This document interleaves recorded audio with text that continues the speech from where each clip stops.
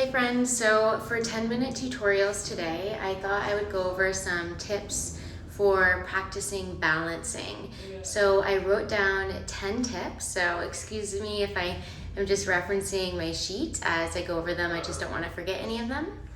So the first tip is closing your eyes. So when you're standing on your feet, we want to work on increasing our sense of proprioception. So you'll close your eyes and then maybe practice shifting your weight forward and to the side and back.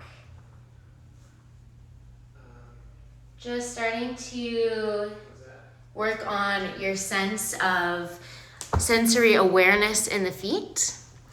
And then my second tip for you is finding your drishti. So in yoga, finding your drishti is finding a focal point with your gaze. So sometimes maybe putting something down on the ground or finding a non-moving object to gaze at as you're balancing can be a really helpful tool in helping you stay in balance. As you get more comfortable with finding your drishti, you can start to challenge yourself by shifting your center of gravity or shifting your gaze or drishti somewhere else, such as standing on one foot and shifting your gaze up. That would be a good challenge to test that. So my third tip for you is to play with unfamiliar transitions. So we're fine-tuning our stabilizing muscles, and they really have to work extra hard when we're doing an unfamiliar transition. So a good example would be maybe moving from Ekapada Tadasana to Warrior 3, and then back. So my left leg and ankle and core are working a lot harder as I'm moving through these shapes. My fourth tip for you is to train the mind to find a center line of gravity. So what I mean is oftentimes when people are trying to catch their balance, I see students trying to catch the air. So kind of trying to fly their arms around. And what a great trick to do is when you start to feel yourself wobbling or losing your sense of balance is to press your palms together or have your hands on your hips, pressing them together. And what that does is when you start to feel unstable, you start to bring your center of gravity back to center. So you're pressing force back towards that midline, and it retrains the mind to pull everything in when you start to feel unstable. My fifth tip for you is practicing good spinal alignment. So coming back to just stacking your head over your shoulders, over your hips, over your feet. And where this comes up a lot is when we're balancing on one foot, you might lift your right leg, but oftentimes when this happens, people tend to shift their weight back.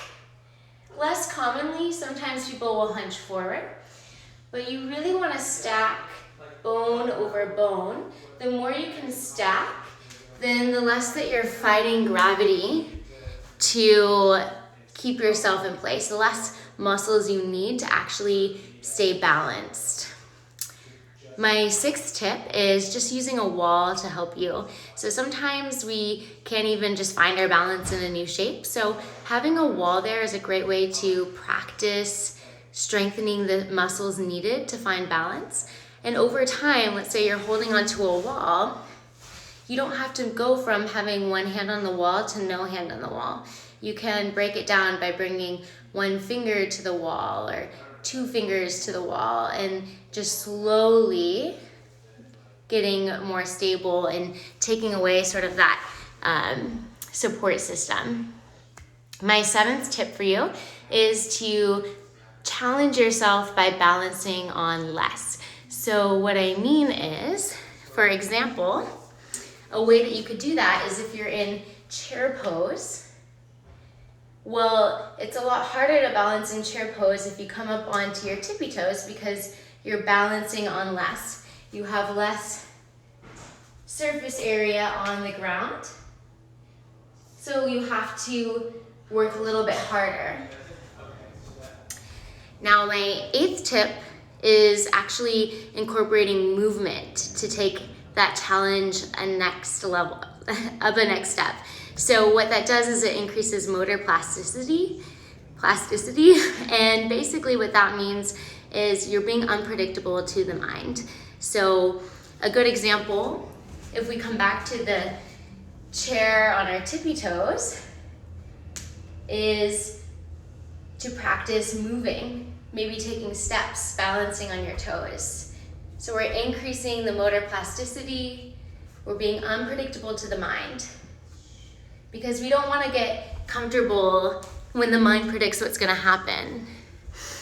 My 9th tip is to just be barefoot more often. So the shoes that we wear every day can desensitize the feet. And the more that you're barefoot, the more your feet get used to balancing on the ground and using the entire surface of the foot to find your balance. Your toes, the balls of the feet, the arches of the feet, your heel. My 10th tip also kind of goes in line with that with the feet, is to avoid gripping the toes onto the mat. So oftentimes when we feel like we're gonna lose our balance, we try to hold onto the ground by gripping our toes. But when you grip your toes, that lifts the arches of the feet off of the mat, and that means you have less surface area there to balance on. And what you should try instead is, I like to practice in a lot of standing poses in yoga, I like to practice actually flexing my toes up towards my shins.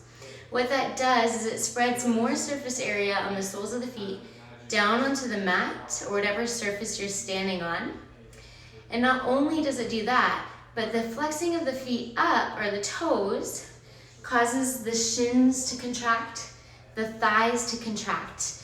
Every muscle just sort of pull upwards in space, and what that does is it helps to stabilize the muscles in the legs. So you're actually really actively working versus passively trying to balance.